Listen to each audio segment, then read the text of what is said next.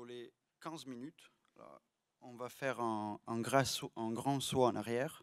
Donc on va se plonger dans l'Odyssée et à traverser avec Ulysse certaines étapes de son voyage pour parler, bon, on pourrait prendre l'axe de séminaire de Fabien, de métaphysique de la consommation, du devenir, des régimes alimentaires et des plasticités. Alors, donc, moi je vais vous parler de l'Odyssée, qui est un poème attribué à l'Aède d'Homère et composé vers la fin du 8e siècle en Grèce. L'Odyssée est avant tout le poème qui raconte le retour de l'héros Ulysse, en grec Odysseus, dans son île Ithaque, après la guerre de Troie. C'est le grand poème du devenir et de la solitude. C'est le grand poème surtout du nostos, du retour de l'héros. C'est un poème où le rapport à la nourriture est omniprésent, décisif, fondateur. Le destin des êtres est souvent régulé par son rapport à l'aliment, au sacrifice ou à l'hospitalité. C'est un poème qui est dominé par des questions sur les régimes de consommation, sur comment consommer l'aliment peut modifier nos êtres et déterminer aussi nos conditions de vivabilité. Le voyage d'Ulysse, pour être très schématique, se divise en 12 épreuves avant de rentrer à Ithaque. C'est un voyage où l'héros est constamment confronté au choix de consommer ou ne pas consommer certains aliments, de refuser ou accepter des banquets. Il y a plusieurs fois que cette formule revient, où il y a des viandes en quantité inexprimable et des vins délicieux. Il a la possibilité de briser des interdits alimentaires ou de sacrifier aux dieux. Ou enfin, de choisir si avancer, d'advenir, de donner forme au récit qui avait été écrit pour lui depuis toujours, ou consommer et se perdre dans des orgies culinaires sans mesure, qui s'éternisent jusqu'au coucher de soleil en mettant en danger l'équilibre du monde et des êtres. Alors, le retour d'Ulysse dure 10 ans. C'est un nostos qui est long, douloureux, disséminé d'obstacles, d'embûches et de pièges. Toute épreuve qui affronte Ulysse est aussi une épreuve alimentaire. Alors, on va en traverser quelques-unes ensemble. C'est important de définir que Ulysse se perd dans un monde qui est souvent hostile, qui pour nous est un monde totalement imaginaire, un monde de contes de fées, mais qui, pour ses contemporains, était juste inconnu. C'est un monde qui est terriblement réel, juste lointain. Un monde qui est habité par des peuples étranges, par exemple comme les lotophages, des gens qui mangent un fruit en solite, qui nous fait perdre la mémoire et qui nous jette en dehors du temps, qui fait oublier à Ulysse même sa raison de devenir et son retour. Un monde qui est habité par des gens cannibales, on les connaît tous, les cyclopes ou les Strigone, un peu moins connus, qui sont représentés dans cette fresque qui appartient au musée Vatican. Et c'est des monstres qui vivent dans une nature hésiodique, donc une nature où il y a des fruits qui poussent partout, des animaux, où il ne faut pas travailler pour se nourrir. Et c'est des animaux aussi, c'est des êtres qui ne respectent pas les lois de l'hospitalité, par contre, et qui feront un triste festin de compagnons d'Ulysse.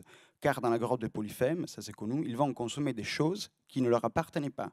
Donc consommation mène à destruction.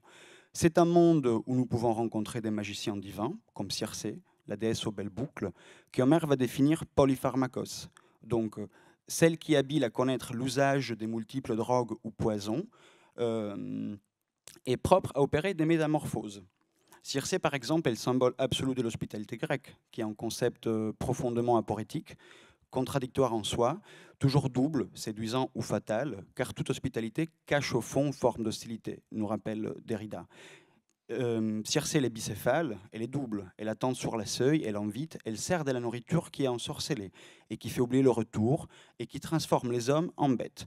Et elle transforme les êtres sans aucune raison, son rapport avec le réel énigmatique, comme même son idée d'hospitalité. Elle est une opératrice de transformation, une machine qui donne de nouvelles formes, à la fois un peu comme Ulysse. Circe passe ses journées à chanter, comme les poètes, et tisse une toile qui est grande et immortelle, comme font les déesses. Sa toile est merveilleuse, et Ulysse et ses compagnons, ils y resteront un an, piégés là-bas. La fonction narrative de Circé dans l'épopée d'Homère est de faire oublier le retour à Ulysse et effacer un peu la trace qui esquisse son destin, qui est assez claire en fait. Elle écrase l'avenir et rend possible à l'être de se déployer dans le devenir. Seul Ulysse, en fait, conseillé par un autre magicien, un vagabond, Hermès, restera inchangé. Les pharmacons de Circé ne fonctionnent pas sur Ulysse, car sa mens est multiforme et polytropos.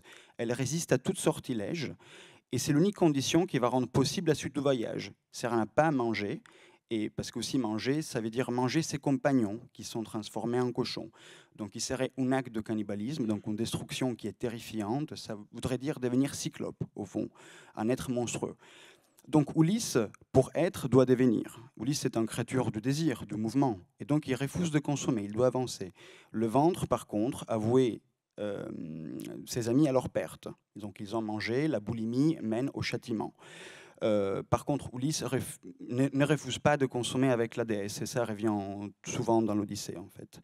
Donc après un an chez Circé, le chemin est oublié, et pour se rappeler les raisons de son retour, Ulysse, le roi, doit consulter Tirésias, l'aveugle des vents qui est aux enfers. Et donc, il doit descendre au royaume de mort et commencer en catabase. À nouveau, il y a un rapport avec la nourriture qui est assez clair. Des animaux sont sacrifiés, des libaisons sont faites. Donc, le rapport, l'aliment détermine nos vies d'une façon fondatrice. Les morts, ça c'est assez curieux, boivent le sang des animaux sacrifiés pour réaccéder à leurs souvenirs. Pour se rappeler de la vie, les morts doivent consommer. La mémoire, c'est réactive.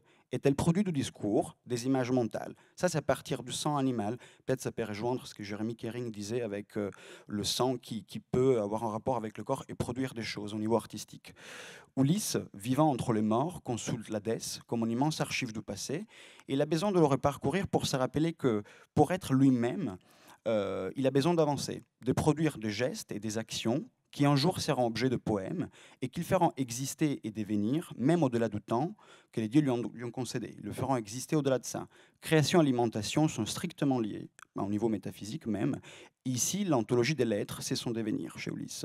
C'est là le destin d'Ulysse. Agir et raconter, vivre et savoir vivre, être un et double.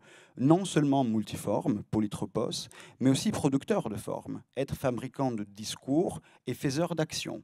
Consommer n'est pas consommer, produire de forme et changer de forme. L'épreuve qui est extraordinaire pour moi pour clarifier ça, c'est l'épisode des sirènes, par exemple. Les sirènes sont couchées sur une pelouse fleurie, une île qui est disséminée de cadavres, de ceux qui ont écouté leur chant. Donc une image qui est très contradictoire, très dangereuse. Elles connaissent tout le passé et elles le chantent. Donc comme Ulysse, elles produisent du poème. Mais le poème qu'elles fabriquent n'est pas mortel, n'est pas humain. Il est donc insoutenable. Il est excessif pour la qualité. À nouveau, en référence à l'aliment, il est doux comme le miel. Il limpide au-delà de la mesure. Il est donc insoutenable. Ulysse va les définir adinaï, incessante. Le chant s'arrête quand celui qui l'écoute arrête de vivre. Le chant pénètre l'esprit du vivant avec tellement de force que la personne s'oublie lui-même, oublie de boire et manger. Les oreilles se remplissent de chant, le bouche se vide de tout. Ils restent immobiles, les gens, ils meurent lentement, sans plus aucune futur, dans une mobilité qui est fatale. Consommer ces chants d'une beauté extrême consomme notre existence, comme une bougie.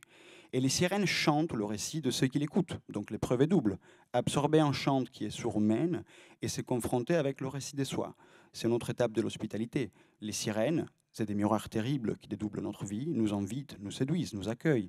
Une hospitalité qui est pure, absolue, et donc irrécevable. Une hospitalité qui est impossible à vivre et qui est la négation de tout retour, car elle chante un passé qui enlève toute image au futur et nous écrase dans un présent éternel, sans plus aucune forme ou espoir, car tout déjà est avenu. Ulysse écoute le chant, lié à l'arbre de son navire, ça on le connaît, ses compagnons avec les oreilles bouchées de cire, écoutent le silence des sirènes. Consommer leur chant aurait consommé leur existence. Ils doivent avancer.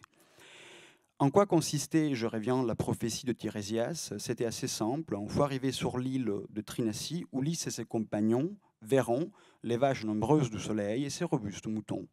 S'ils leur font du mal, ils n'auront aucune chance de parvenir à Ithaque. Donc, ça, c'est assez bizarre au niveau de la narration, parce que Ulysse part à la chasse et carrément ses compagnons font.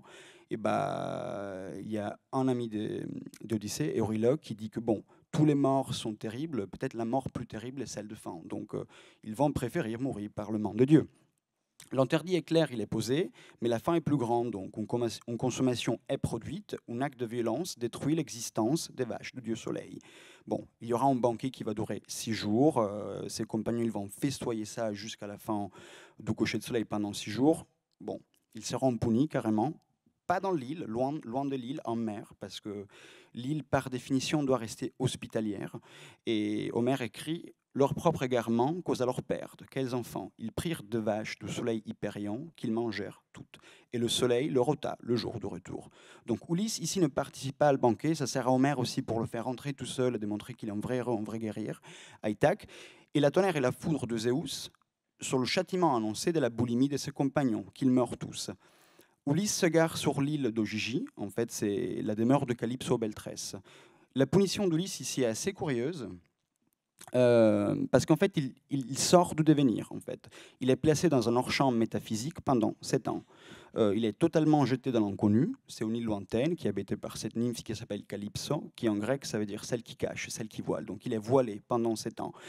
Et cette île, c'est un éclat de paradis, un lieu séparé du monde, un monde dans un autre monde, hors des potentialités ouvertes que le devenir nous offre. C'est la stase absolue.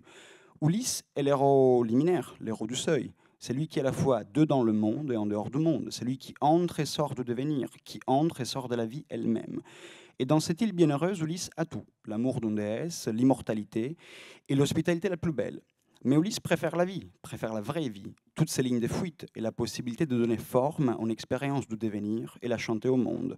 Ici, il y a une scène extraordinaire. C'est le premier tête-à-tête de la littérature occidentale, c'est un dîner qui est rempli de nourriture mortelle, où Calypso divine mange de la nourriture pour les dieux, nectar et ambroisie. C'est une scène intime, un dîner qui est dans une nuit hors du temps, dans un fragment de terre qui est un paradis en dehors du monde. C'est très irréel.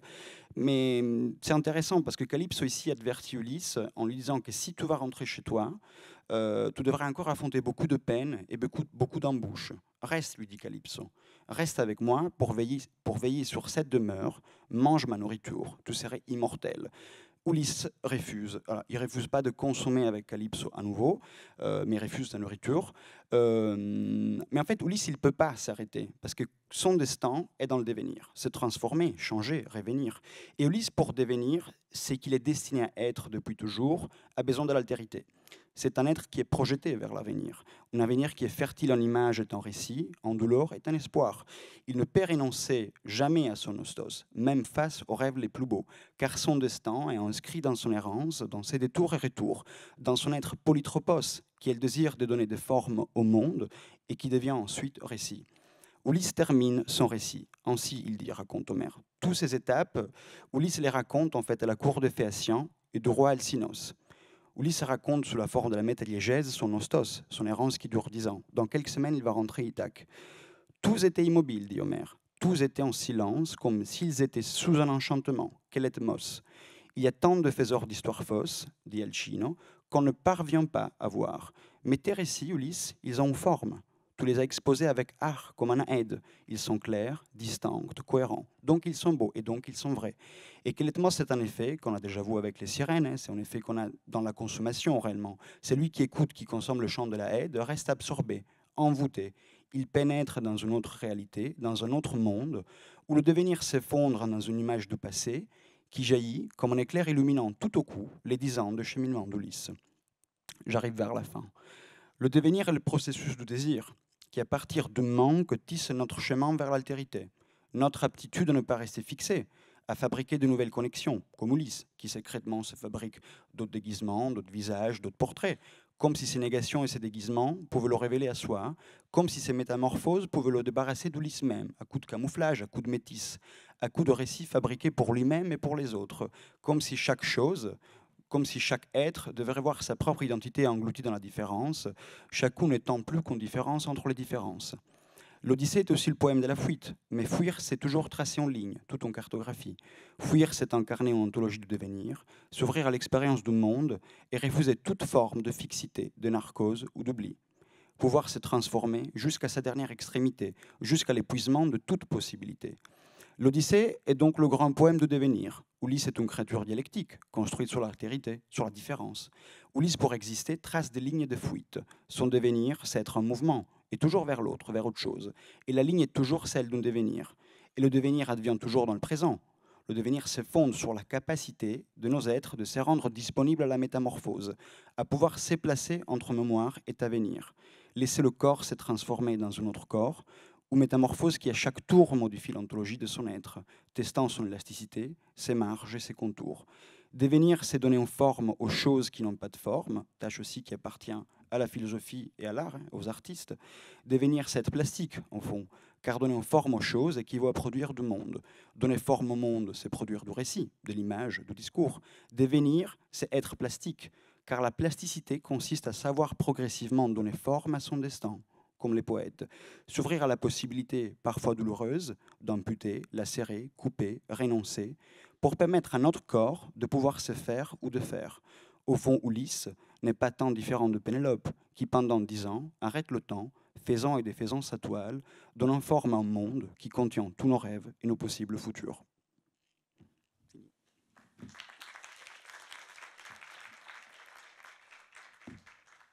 Merci Francesco. C'est bien, c'est pas trop mal démarré, on a 15 minutes de retard, pas mal. C'est vrai, pas si mal. Alors on va garder le temps qui nous reste pour d'éventuelles questions, commentaires.